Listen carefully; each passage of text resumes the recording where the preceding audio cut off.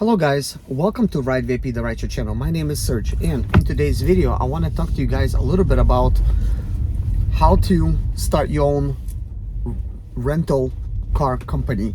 This is not going to be like a step-by-step or anything, but this is more going to be like something that identifies with this channel. We are already driving for Uber, and we have various cars. So I'm also going to talk about using Teslas for the car rental, and what am I doing about Tesla purchase that I'm getting ready to purchase the Tesla Model S, and I'm also planning to purchase a Tesla Model 3 for my car rental company. So I want to kind of like put all that together and explain to you guys kind of like what's in the works currently. And also I want to talk about the hourly rate of Uber that's paying us currently. It's Lyft probably doing the same thing, and how we could use that to our advantage when there's nothing but disadvantages in this type of situation. So recently in the comment section, I've seen something that was interesting, and I've heard of this before, but this kind of like reminded me of it, that Uber and Lyft and DoorDash, they're trying to keep you within a $50 income per hour, and if you're getting above that income, they will make it a little bit slower for you and like not give you anything, so that you could be right about making $15 an hour. So you might be just sitting around not making anything. Maybe you're gonna get some cheaper offers along the way, just so you could your income could go down. Okay, I think that's wrong. That's plain out socialism right there, just trying to control all our incomes. Like what a like I want to say like a lot of cuss words. Just imagine that I said a lot of cuss words. I'm not going to really cuss, but here's the thing. That is completely messed up, to be honest. Any one of us that are driving right now, you're over here self-employed. You have your own payments and stuff like on your vehicle, or your own expenses and stuff like that. So you're an entrepreneur and you're an owner operator, and you're a contractor, and the whole idea that you're actually doing this is for the freedom that comes with having your own little small business. Okay, you're not in it to have a job. You're in it so that you could have you could hustle a little bit and you could make some money.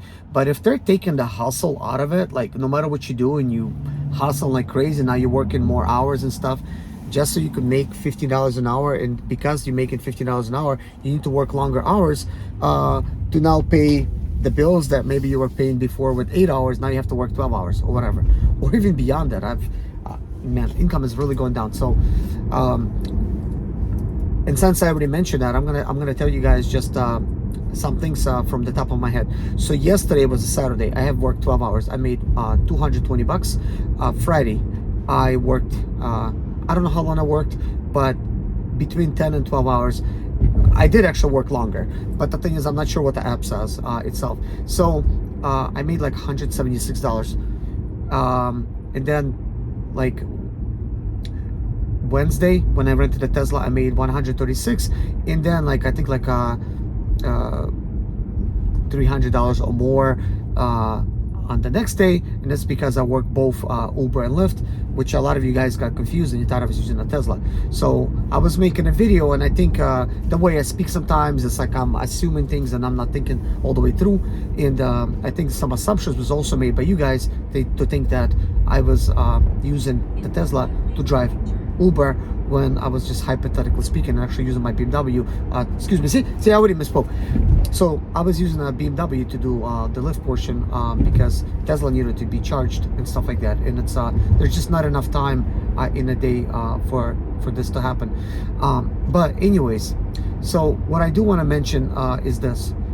I'm getting ready to buy a Tesla Model S for $24,000 with a brand new motor in it, and with the way the income is kind of going down, I'm starting to see a trend here. Even on the weekend, I'm going to be making anywhere from $200 to $220 like I made yesterday. But what did the charging cost me? About $44. What did the Tesla rental cost me? $75.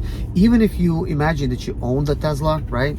That right there is already like a big challenge right there. Like it's like the income is just not there. So let's just make it easy math. let's just say the charging cost me $40 for working a full 12-hour shift. So deduct it from like 220. So you're making like 180, while the rental of the car is 75. So you just made $105 profit in 12 hours. Does that sound like good money to you? So instead, what I was going to try to offer is this, and I will get into it more in a future video about talking to you guys how am I going to take this problem and turn it into opportunity, which will be part 2 of this video. But what I do want to mention with this is, how much does a Tesla Model S rent for? I could assure you it's more than $100 a day. So if you could rent out the car for more money than you could make on Uber and Lyft, then why not just do that, right? So this is why I'm also buying a Tesla Model S, is I'll be renting it, and there's advantages of having a Tesla as a rental.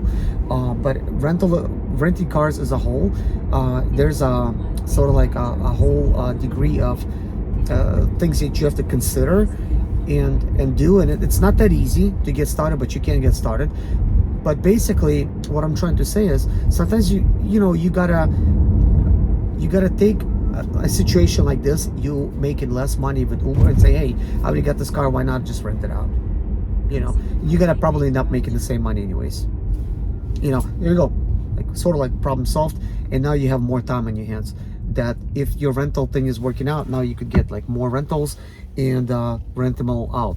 But there's a plan that I have in mind of purchasing Teslas and renting them out, and I already have a bunch of economy cars that I could rent out, and I'm working on that side of the business, and I'll explain why in the next video, why I'm gonna do car rentals versus selling some of the cars, because that's actually, renting makes the most amount of sense than even selling them. But anyways, guys, thank you so much for watching, and see you guys in part 2 of this video, or maybe this is not even a part 2 of this video. I'll just make a whole new video about car rentals. Bye bye.